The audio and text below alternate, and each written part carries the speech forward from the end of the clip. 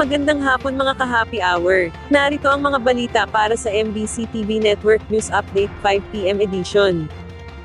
Alice Guo, na kumpleto na ang lahat ng test para mailipat sa correctional. Nakumpleto na ni dating Bamban Tarlac Mayor Alice Guo ang lahat ng medical at laboratory test bilang paghahanda sa kanyang paglipat sa Correctional Institution for Women sa Mandaluyong City. Kumpirmado ng Bureau of Jail Management and Penology nitong Huwebes na naisagawa na sa loob ng Pasig City Jail ang lahat ng kinakailangang pagsusuri. Inisyu ng Pasig Regional Trial Court ang commitment order na nag-uutos na ilipat si Guo sa CIW sa Mandaluyong City upang doon niya simulan ang pagsisilbi ng kanyang sentensya. Ayon sa BJMP, bahagi ng standard pre-transfer protocol ang mga pagsusuring ito bago ma-turn over ang isang inmate sa Bureau of Corrections. Nauna nang ibinasura ng Pasig RTC Branch 167 ang hiling ni Guo na manatili sa Pasig City Jail dahil ang CIW ang itinalagang pasilidad para sa high-risk female inmates. Si Guo ay na-dismiss bilang alkalde matapos masangkot sa kontrobersya kaugnay ng umano'y pagkakadugtong niya sa operasyon ng Philippine Offshore Gaming Operators Hub sa Bamban.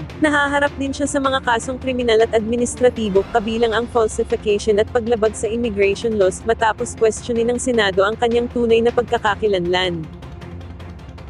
Samantala, sa Metro Manila ngayon, dalawang paaralan sa Las Piñas, binisita ni Education Secretary Sonny Angara. Binisita ni Education Secretary Sonny Angara ang dalawang paaralan sa Las Piñas City ngayong araw. Unang binisita ni Secretary Angara ang Moonwalk Elementary School na pumangalawa sa mga paaralang may pinaka-epektibong pagpapatupad ng school-based feeding program sa National Capital Region, habang sunod namang pinuntahan ng Kalihim ang Talon Elementary School na may pinakamataas na bilang ng mga estudyanteng nagpamalas ng Most Improved Reading Level Efficiency sa ilalim ng Academic Recovery and Accessible Learning. Sa gitna ng mga naturang pagbisita, magsasagawa rin ng engagement ang Kalihim sa mga mag-aaral, guro at magulang para kumustahin at alamin ang kanilang mga pangangailangan para sa mas epektibong pagkatuto.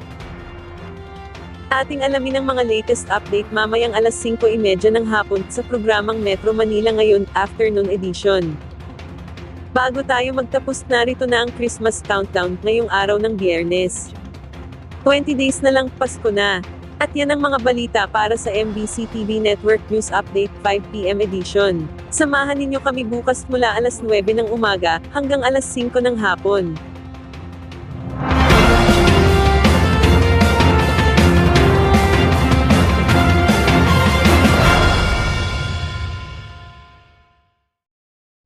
Mga ka-happy hour, kung gusto mong manood ang mga balita sa MBC TV Network News Update, mag-subscribe sa aming YouTube channel, i-like ang aming Facebook page, at i-follow sa aming TikTok account.